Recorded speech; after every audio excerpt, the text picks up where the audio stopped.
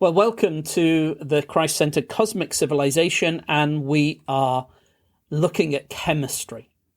And we thought last time about atoms, and we ended by trying to visualize a simple diagram of an atom with a nucleus at the center, and surrounding that, like shells. We'll call them shells. You can think of them visually like circles around the nucleus, but really we'll call them shells, like a shell. So you end up with like a sphere, and there's a nucleus at the center of it, and then these shells around that.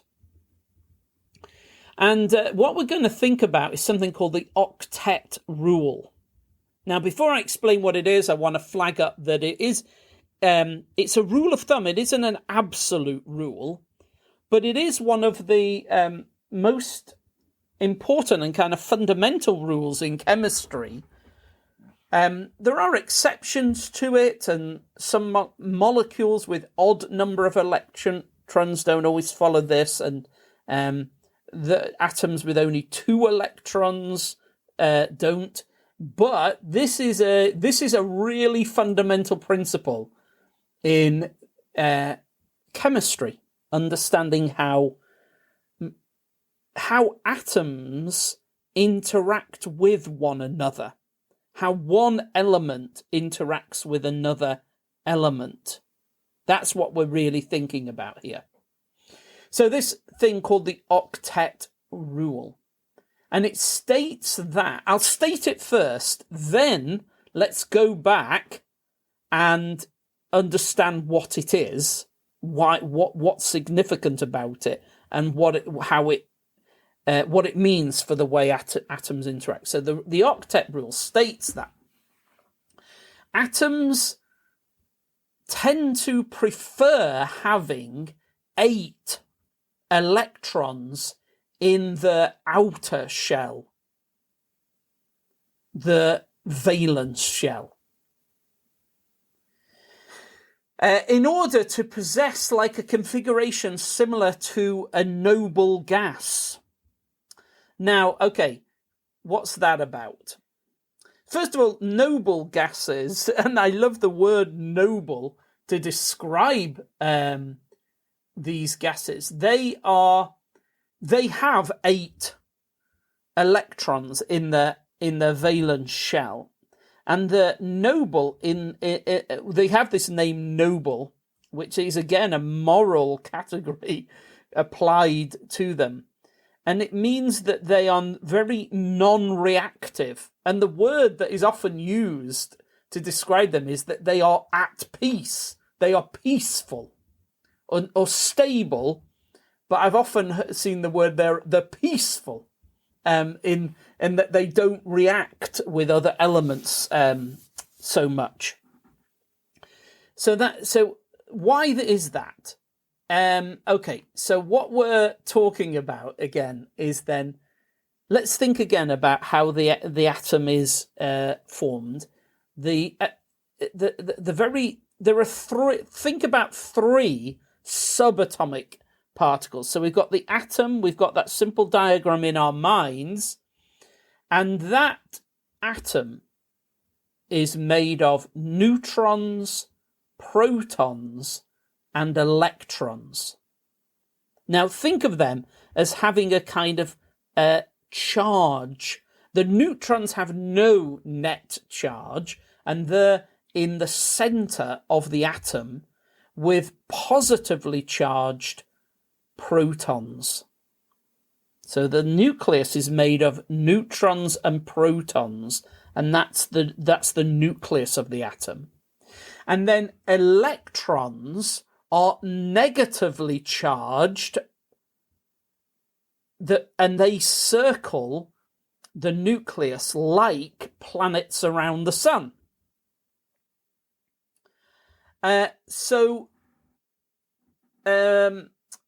Electrons and protons are attracted to each other by electromagnetic force. Okay, leave that. We don't need that for the second. for the moment. Let's just focus on the electrons in those shells orbiting, the orbiting electrons, right?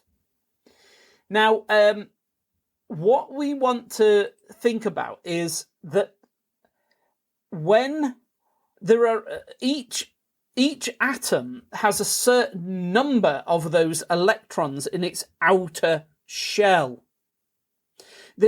In the shells, like the innermost shell, so there's the nucleus at the very center, then there's an innermost shell, and that can hold 2 electrons. But after that, the shells hold 8 electrons in each shell, each subsequent shell. So the nucleus, a little shell around that can hold 2 electrons. Then another shell around that, and that can hold up to 8. And then once there's more than 8, it goes to another shell, and that can hold up to 8. And then if that's filled with 8, it goes to another shell. It forms like another shell beyond that, and that can hold up to 8. Can you imagine then? So the nucleus, orbited by 2 electrons, and then an atom could have another shell holding up to 8, and then if that's filled, after that, there's like, it would form, there'll be another shell with up to 8, and so on. Right, that's the idea. And then what seems to be the case then is that 8 electrons in the outermost shell, that's a stable shell. So if an atom is able to get 8 electrons in its outermost shell, it becomes stable, peaceful. See if you can just take that in for a moment. So that means that when one atom is going to join up with other atoms, so think of water. Water, we know, is the symbol for that is H2O. And that means there's 2 hydrogen atoms and 1 oxygen atom. H2O, that's the formula to describe water. 2 hydrogen, 1 oxygen. And the reason it forms like that is because there's this desire so that when an atom interacts with other atoms, they join together in such a way that they use the minimum energy possible to get to a state of having 8 electrons in an outer shell. So it becomes stable and settled. So that's what goes on in the interactions. When the molecules are formed by multiple atoms, and what governs that formulation of molecules is this octet rule, that they form together in such a way that they want to arrive at stability. And the stability is defined as having 8 electrons in the outer shell. Now, why that's important, why have we bothered to labour this point for the last episode and into this episode, is because the Bible tells us that the whole creation is longing to be transformed into a state of renewal and Sabbath, new creation. The whole creation, what does it say? Proverbs chapter 8. And in fact, I'll look it up and we can read it. Proverbs chapter 8 from verse 18, isn't it? Proverbs 8 from verse 18 says, the whole creation, no, let's go from verse 19. The creation waits in eager expectation for the children of God to be revealed. The creation was subjected to frustration, not by its own choice, but by the will of the one who subjected it, in hope that the creation itself will be liberated from its bondage to decay and brought into the freedom and glory of the children of God.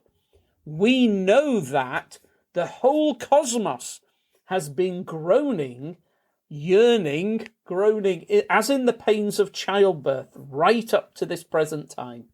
Not only so, but we ourselves, who have the first fruits of the Spirit, groan inwardly as we await eagerly for our adoption to sonship, the redemption of our bodies. So in that picture, in that language, we're being told that the creation has undergone some negative transformation to become subjected to a kind of instability, an intrinsic instability and decay. We call that like the principle of entropy in the universe, this tendency for energy to become ever less available, less useful, kind of this downward trend of energy to decay. And the whole creation, the whole cosmos is in this kind of an instability, a frustration, a decay, a downward trajectory of the usefulness of its energy and reactions. The overall, that's the creation overall as that. And there's this, the creation itself like has a yearning to be free from this decay, instability, and to ultimately be liberated from it entirely and come into the freedom and glory that God's family has.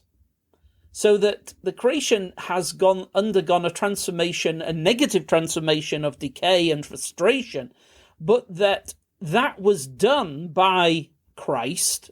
Christ placed this curse, this reduction of the creation from its original nobility to a baser form of existence. He did that with hope, because through death there can be resurrection. Through decay and death there can be. So decay, death and destruction can seem utterly negative from a hopeless point of view. But when we understand things from the perspective of the cross and resurrection of the divine emperor, we then trust him that this process, that decay and destruction and even death can be, through his power, through him, can lead to resurrection. And so he says these extraordinary things, doesn't he? Just this lunchtime we were discussing something over at church, that whoever loves their life in this world will lose it, but whoever loses their life for my sake will gain eternal life. And it's that crazy thing. Then we were sort of together at the lunchtime just thinking how difficult that is to grasp from the perspective of this world, and because we yearn for we kind of instinctively want the life of this world. Our flesh wants that, and yet it is a decaying life, a dying life. And Jesus says, no, don't hold on to it. Let it go. Let it go. Because it must die.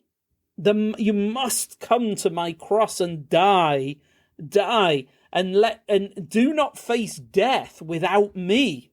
Like with Christ, death leads to life. Without him, it's just a barren chaos. There's nothing comes of it. It's just frustration and bitterness. But with him, he leads us as the divine shepherd through the valley of the shadow of death. And beyond that, there is this resurrection. Now then, all of these other things we know, but that these are the things that are in creation itself. And the whole creation yearns for freedom from decay, freedom from instability, and longing to be liberated from bondage to decay and brought into the freedom and glory of the children of God. And the whole creation is in like a pain and a travail and a torment and an instability. Now, it's hard for us, no, impossible for us to fully imagine what the form of physics and chemistry and biology would be in the new creation, when there is this full transmutation of the entire cosmos into the physical life of the resurrected divine Messiah. How could we grasp such a thing? Even the Apostle John says, we don't know what it's going to be like, but we do know that when we see him, we'll be like him. And the whole creation, he is this small portion of the cosmos that has already been through this death, and he has entered into the undiscovered country of physical immortality. He's already in it, that new form of physical existence. And so the atoms that form that physical body of Jesus of Nazareth, those atoms have already entered into this state of absolute stability. And now, to bring this back, I would say that the atoms in the body of Jesus, all the elements that form his body, his resurrected body, operate differently to all the atoms that are in our fallen universe. And that the atoms in his body, in a sense, have attained pure eightness. They are utterly defined by the number 8, the atoms within his body. Why do I say such a thing? How? And that sounds weird, doesn't it? But what we mean by that, so the Bible has given us this vision of the cosmos longing to be transformed into this state of Sabbath, peace. And at the most basic level, as we've already tried to see, at the most basic level of the way the elements and atoms interact with one another, they are striving and combining together to find this stability of a state of 8. They want to be in a state of the number 8. And they combine to get to that. And God teaches us about the meaning of the number 8 in the Bible. This is the God who created everything. So it's fascinating. The God who created all things and formed all the elements. There's 92 elements in our periodic table of elements that we find naturally occurring on Earth. And then there's another, 26 or something that are in nuclear reactions and things. I can't remember it just off the top of my head. It's something like that. And the living God who formed these elements in this way to have this yearning for the stability of the number 8, by and large, that's true of these elements. He's teaching us things in these. So the things he teaches in the Bible about the number 8, he teaches us actually in the atoms of the universe, this fundamental rules by which atoms interact and combine with one another. This lesson about the number 8 is taught in the written scriptures, and it's taught in the formation of the very elements around us. So the basic elements, the atoms, are continually trying to find a state of 8. Let's call it a state of 8. They want to achieve 8 electrons in their outermost shell.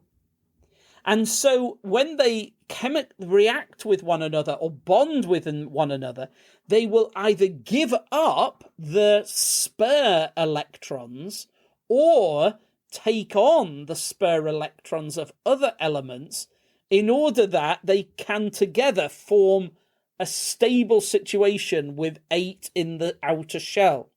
So and the idea is those that, because it requires a lot of energy to move electrons, And so what they will do is whoever's got the least will give them up to those who's got the most in order to the most efficiently arrive at the state of 8. And this basic idea, that, or I'm going to call it a desire, I think it's a desire. The Bible says that the cosmos itself, at the most fundamental level of its basic elements, has a yearning. It's a yearning, it's a desire to reach a state of 8. It's so basic to chemistry that this isn't just like me with theological imagination or fancy. Like, you can go to the BBC, kind of British Broadcasting Company website, the BBC website, on its bite-size section, which is a brilliant. It's probably the best thing the BBC does, apart from some of its sports coverage. But the BBC, probably the best thing is its bite-size, its educational materials. Some of them are just absolutely exceptional quality, and in its bite-size explanation of chemistry, it explains this. The rule of Octet, the rule of 8 that governs chemistry. Or there's another website I came across called Chem4Kids, CHEM, then the number 4, and then the word kids, but all of that as one word, Chem4Kids. And they set it out too, and excellent. And when you listen to the way that even these not Christian, not theological, not explicitly theologically websites, it sounds theological when you read what they say, because it's this simple truth of basic chemistry, this rule of 8, the Octet rule, that governs basic chemistry. Now, yeah, it doesn't. It's true, like, I know sometimes when I explain this, someone reminds me that, yeah, there are rare chemical elements that this does not work for. And I know that, but for more than 99% of the universe, let's just keep it in perspective, for more than 99% of the universe, the elements are governed by a desire to get 8 electrons in the outer shell. That's it. So I think I might actually read from the BBC's explanation of this arrangement in the GCSE bite-size piece about the periodic table, and it's trying to explain this process, how beginning with the simplest element, it begins with the simplest element, hydrogen, and how electrons fill the shells going out. So I'm just going to read now from the BBC's explanation. It says this. Electrons are arranged in shells at different distances around the nucleus. As we move across each row of the periodic table, the proton number increases by 1 for each element. This means the number of electrons increases by 1 for each element. Starting from the simplest element, hydrogen, and moving through the elements in order, we can see how the electrons fill the shells. The innermost shell of electrons is filled first, and this shell can contain a maximum of 2 electrons. Next, the second shell fills with electrons, and this can hold a maximum of 8 electrons. When this is filled, electrons go into the third shell, which also holds a maximum of 8 electrons. Then the fourth shell begins to fill. The table, the BBC provides a table showing the number of electrons in each shell for the first 20 elements in the periodic table. And so there we have it. There's hydrogen and helium. Hydrogen has 1 electron in shell 1. Helium has 2 electrons in shell 1. Then the next one is lithium. Lithium has 2 electrons in shell 1, but then it starts to fill that second shell and it has 1 electron in shell 2. Then it goes beryllium, has 2 electrons in that first. They all have 2 in the first shell, so I'll take that as red. So beryllium, 2 in the first, 2 in the second. Then boron has 3 in its second shell, carbon 4, nitrogen 5, oxygen 6, and that's why that helps us with oxygen has 6 electrons in its shell, in that shell 2, right? And then let's think, if it's going to join with hydrogen to form water, and hydrogen has 1 electron in shell 1, so how many hydrogen is it going to need to get to a state of 8? Well, 2. It would need 2 because hydrogen has 1 electron in shell 1. Oxygen has 6 in its shell 2. So in order to get to a state of 8, oxygen would want 2 hydrogens to join with it to get to a state of 8. And that is the chemical formula for water, H2O, 2 hydrogen, 1 oxygen. Fluorine has 7 in shell 2. And then neon has 8. And so neon just is in that state of stability. And so it's a noble gas. It's a stable gas. It's non-reactive. See, so that's what's fascinating. When we get to neon, it's one of these noble gases that is stable. And then after that, we go to sodium, and that has 2 in the first. They all have 2 in the first, except hydrogen, which is the simplest. So hydrogen only has 1. But sodium, 2, 8, and then it's now goes into the third shell, and it has 1 in the third shell. So can you see that? Sodium goes 2, 8, 1. And then magnesium is 2, 8, 2. So it's as if once the atom has got to a state of 8 in its second shell, it doesn't disrupt that anymore. It's like, no, we've got to stability there. And now so any further electrons are in the third shell. So, and then it goes, sodium has 1 in the third shell, magnesium 2, aluminium 3, silicon 4. And then you all go down you get to argon. Argon has 2 in the first, 8 in the second, and 8 in the third. And again, that's a noble gas, non-reactive, because it's got 8 in its outer shell. And then off it goes and starts another cycle. Potassium, 2, 8, 8, 1. Calcium, 2, 8, 8, 2. So again, notice how there's this bit. So that's all from the BBC website. Chem4Kids has a similar thing.